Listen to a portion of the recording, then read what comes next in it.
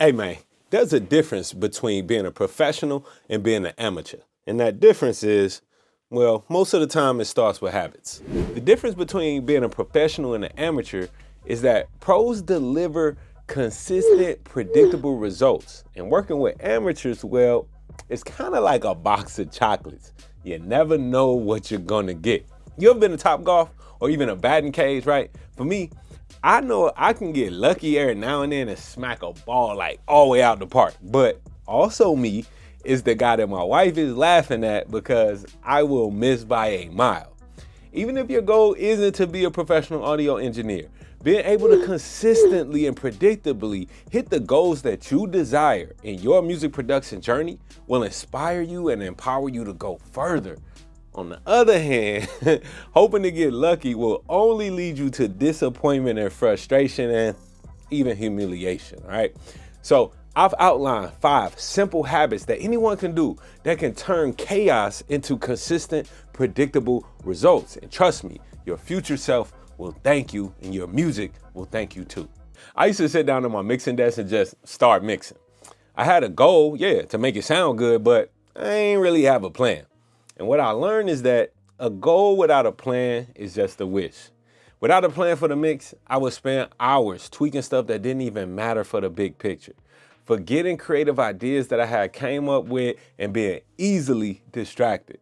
And while some wishes will come true, I realized that analyzing the situation and creating a detailed plan helps you to predictably and consistently reach the desired outcome. Habit 1.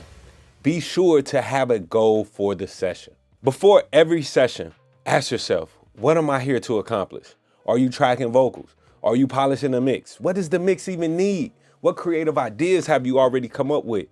Write it down, take notes, and stick to the plan. Having a clear goal will keep you focused, but it also helps you to deliver exactly what your client needs without overcomplicating things. You can even make your own revision notes during the mix. Like I will literally listen to the mix, write down all the things that I want to change. And then when I go back into the mixing process, I will fix only those things and then take notes again and fix those things. Doing this helps me to keep sight of the bigger picture without constantly just doing. All right, so look, imagine this, picture this. You are engineering the biggest session of your career. The client is vibing, they excited, you excited. And then you spend 20 minutes setting up effects that the client wants. By the time that you get ready, the vibe is gone. It took me only one time to learn this and it's devastating. It's gonna kill your career if you keep letting that happen, all right? So habit 2 is gonna be to use a template. Using a session template saves you from this nightmare. I like to think of a template as your console being ready or your studio already in the box. Having the tools that you frequently use ready to go when you need it is all a template is. So whether you use and make one of your own templates or you use one of mine, having the preloaded tracks, effects, and routing will keep the momentum alive and your creativity won't have to suffer. I'll leave a link in the description to an in-depth video on how you can create your own templates or use some of mine, and you can find that right down in the description below so you can even download them and start using them right away. On many occasions, I've opened up sessions from clients where the tracks were named Audio 1, Audio 2, and even if someone was untitled. Trying to find out what's what felt like I was on the first 48 trying to solve a crime, right? But by the time I figured out what everything was and label it and organize their mess, I was in no shape mentally to start mixing that session and be creative. Habit number 3, organize and label your tracks. Please label your tracks and do it before you record on them. Most DAWs will even name the resultant audio files with whatever the track's name is, right? So if you name the track drums and you start recording on it, the audio file on it will be called drums, no more Audio 1. Use colors, markers, and subgroups to keep everything easy to navigate. Not only will the future you thank you, but it will also just make collaboration smoother. If somebody else needs to open up your session, you don't want to be known as the Audio 1 guy. Right? And people don't stop calling on you, man. If you need help with setting up subgroups, I also have an in-depth video that'll break all of this down, and I'll leave it down in the description.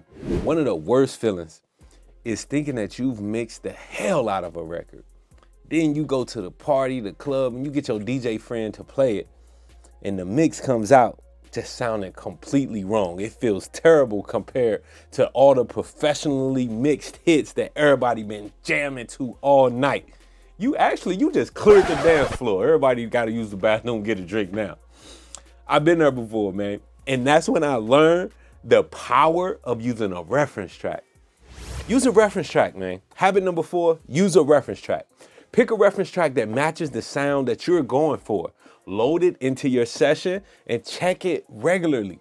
It'll keep your ears from lying to you, and it'll prevent you from spending hours trying to polish something that doesn't hit in the right context, man. Sometimes I'll even like to use a tool like the Metric AB plugin. That can be helpful, but it's not entirely necessary. Just be sure that whenever you're using a reference, you level match your reference and be able to quickly A/B between your mix and the reference, right? Because our ears literally only have about 2 to 4 seconds of memory when actually being able to tell what's what, right? I got a full video on how to use a reference track that I'll leave in the description of this video too.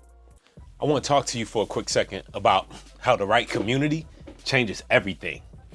They say iron sharpens iron, but in this game, it's not just about sharpening your tools. It's actually about sharpening you, your skills, your craft, your career. The Wavy Skills Elite is a community of hungry, driven, and talented audio engineers and producers. We don't just talk about greatness, we are working for it. Every week, we dive into advanced techniques, insider tips, and practical strategies to level up your mixes, your recordings, and your mindset. Together, we push limits and break barriers. You can try to go at it alone, or you can join a team that's here to inspire, challenge, and sharpen you. Because when you're a member of the Wavy Skills Elite, you're not just learning, you're actually growing.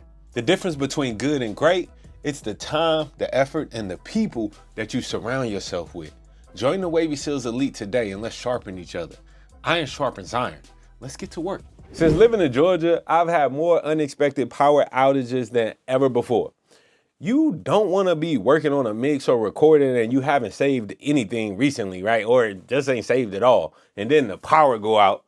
You just might cry, trust me.